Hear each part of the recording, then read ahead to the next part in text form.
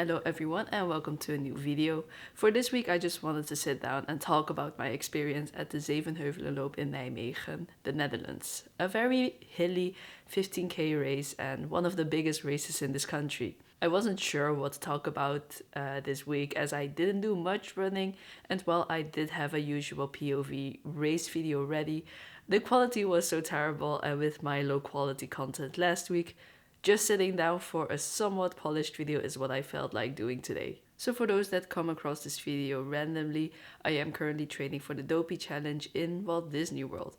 But I fully admit that my mileage for marathons have never been high and I still can't get it where I want it to be. I really wanted to get to 60 kilometers this week, but during a run on Thursday, I got close to injuring myself. I already told myself to stop pushing runs towards the end of the week and to keep it to one physical activity per day.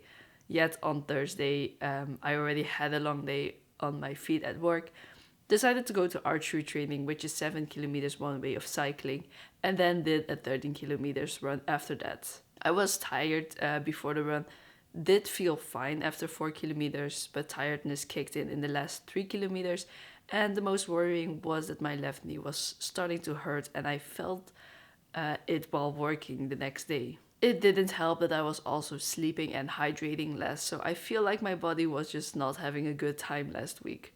I really wanted to run Zevenheuvels fast, so I took Friday and Saturday off from running to make sure not to make it worse. I was also working on my running costumes, which is an excuse I have used in the past to replace training runs. I don't like working on speed, so I have this habit that races I sign up for are tempo training runs, though I must say I've had some nice running intervals in the last few weeks.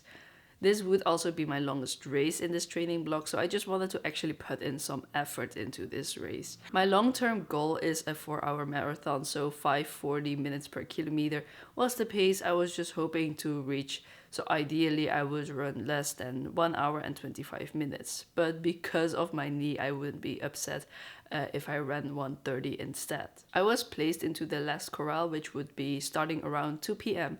It's a quick train ride from where I live, and the start would also be close to the train station, so I had a good night's sleep and just took my time to get ready, which I needed because it was icy cold in the Netherlands. My race setup is very simple, last minute decisions honestly. I wore a long sleeve shirt and pants that are literally pieces I bought at Decathlon for my very first run in 2015. iPod Touch for music with a single earpiece, a vest that carries a 250 milliliter flask, my phone and the Insta360 go-to camera. Expensive running socks and A6 gel Nimbus, as well as wearing my Forerunner 245. It's really straightforward. Again, it was very cold, so I decided to layer up, which I would drop off later. Bag check was one of the two tiny things that didn't go as smoothly. I just feel sorry for the 4 or 5 children volunteering at the bag drop I went to.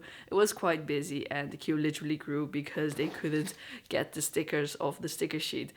I think during the race, one of the shelves also partly collapsed due to the weight, so while getting the bags back after the race, I could just hear the frustration around me as the children were trying really hard to match the bags to their owners.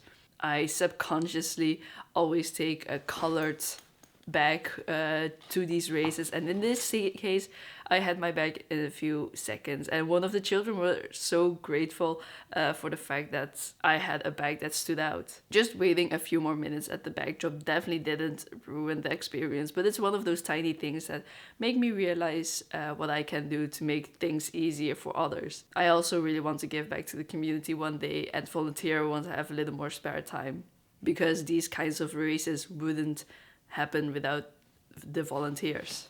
The second thing that irked myself was the sudden start, but that's partly my fault, honestly. Once I was settled in my corral, I just soaked up the atmosphere while moving towards the start line. I'm usually used to waiting, walking to the start, stopping again to wait until a dedicated start moment. As I kept walking, I realized we were already crossing the start, so that it was time to run.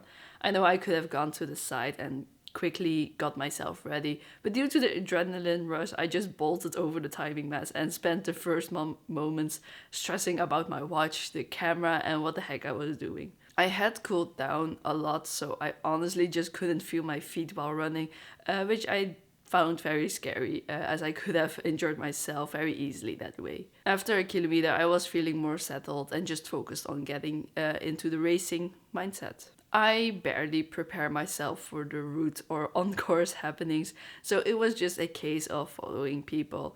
It's called Zevenheuvelenloop, which means the seven hills run. So I obviously expected some hilly parts. I lost count after 2 hills, but at that point I didn't want to spend mental energy to check if the seven hills run actually has 7 hills. So the first 2 hills, also the first 5 kilometers, made me wonder why this race is so popular. Hills suck, running suck, should have stayed in bed. After the second hill, there is a longer descent where I started to see the fun of downhill running, and obviously, as you leave the city, the scenery also gets prettier. The third, fourth, and fifth hills are a little steeper, so you can just see this wave of runners in front of you going down the hill and up again. Beautiful sight. Getting on top of the sixth hill after the 10k mark was the last big struggle before there's this awesome long downhill part towards the finish, and I completely understood the fun of this race by then. From the videos I've seen beforehand, it's also a beautiful race as it's in the midst of fall with all the beautiful colored leaves, and despite the cold, rainy and grey weather last Sunday, I enjoyed the autumnal atmosphere. The atmosphere overall was just quite amazing.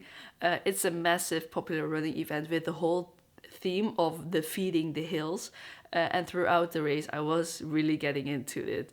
I felt such an explosive energy amongst the runners, but maybe that's just me projecting because that's also how I felt. It's also a race that advertises its sustainability efforts, which I can really appreciate.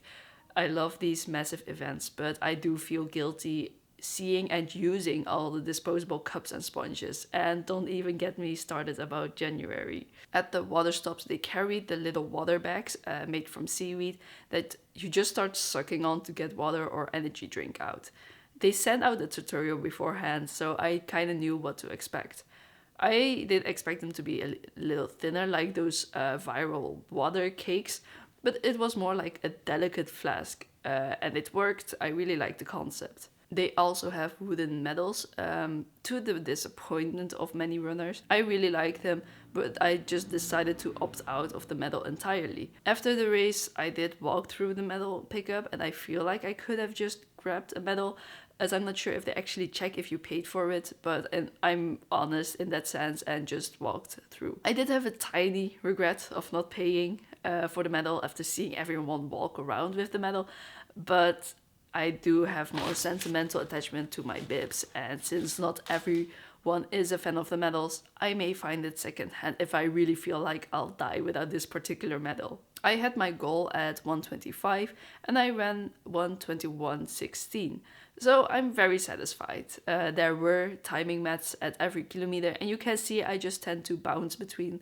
5:45 and 5:30. I really kept telling myself to take the first 10 kilometers easy, as the hills would obviously be a challenge, but I was just bombing every hill because it felt so free and fun. I really loved the negative split of the last 5 kilometers, which was obviously on the long decline. The downhill helps, but I'm very proud to run sub 5 kilometers during the last 3 kilometers, and it gives me hope for the 5k personal best attempt this Sunday. This time, unfortunately, on a flat surface. As I have a lot to improve anyways, I'm not really counting my seconds, but if I had to think about what went wrong, it would be the messy start, as well as that I didn't really have to walk through the water stops, but did it anyways out of habit. The oohoos, the water bags, made drinking while running actually easier, but I didn't want to risk choking or breaking the baggies, so I just walked for a few seconds. Not sure yet if not knowing the course was a blessing or a curse. Again, I'm quite satisfied with my time, so it doesn't really matter. As I actually grew up in Nijmegen, I took this opportunity to run to some nostalgic places after the race. I was having a good runner's high, so I was just basically frolicking through the streets. It was just a 3.5 kilometer walk run.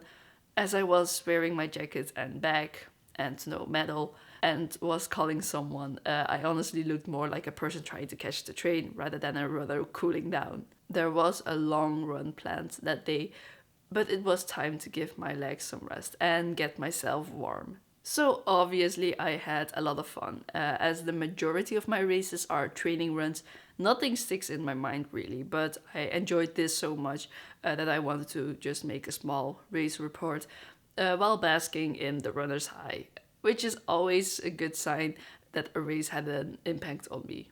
As for my left knee, like I hoped, the pain actually went away while running. But I'm not sure if I was mentally overcompensating as my entire right leg was starting to hurt.